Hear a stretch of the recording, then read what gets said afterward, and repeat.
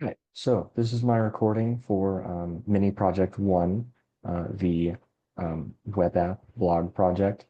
And so what I ended up with is four main files here. Actually, my file structure here has a little bit more, but the primary ones are the index.js file, which acts as a sort of server that handles all of the requests and in and out.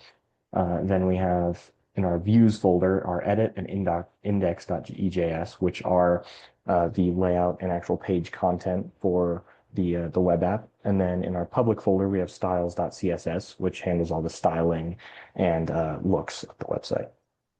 So let's go over index.js.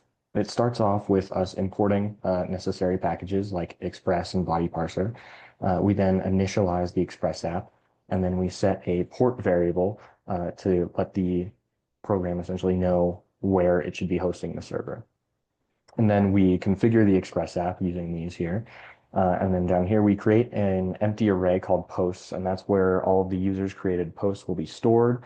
And that's where we will go to get any information when displaying or modifying them. Um, so then we set the home route. And so whenever the route is requested, we render the index.ejs page. And then down here, we have our post method for when the create post or create blog post function is used. And so whenever that form is submitted, then we send this information through and we redirect so that we can reload the page with the added post. And then down here, we have the get method for when the user wants to edit. And so when they click on the edit button for a specific post, we'll get the ID and then send them to the edit page by rendering it. And then down here, once they finish editing it and they submit the edit form, we'll take this information and update the specific index in the array that had the post that they're modifying. And then we redirect them back home once they're done modifying. And then down here, we have the post method for delete, which basically just kind of removes the post from that specific index. And then finally, we start the Express server by using app.listen, and then we log a little message down here saying that the server is running. And then over here, we have our two EJS files, and index.ejs is going to be the sort of home page where they handle everything. Up at the top, we have a title saying, or sorry, up at the top, we have an H1 saying mini blog, and then we have a form for them to create their post where they can enter the author, title, and content. And then down here, the submit button, when they click that, that'll submit the information, add it to our array, and then reload the root page.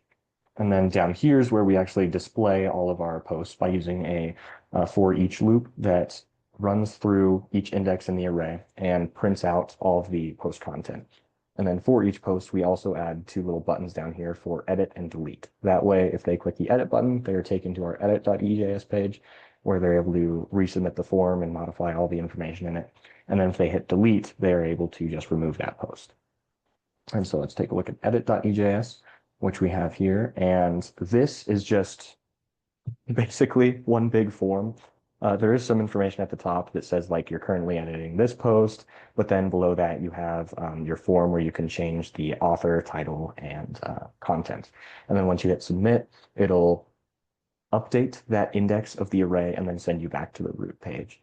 And then in styling, we just have some basic things to give it a unique look. And so I'll show you the page now, which we have here.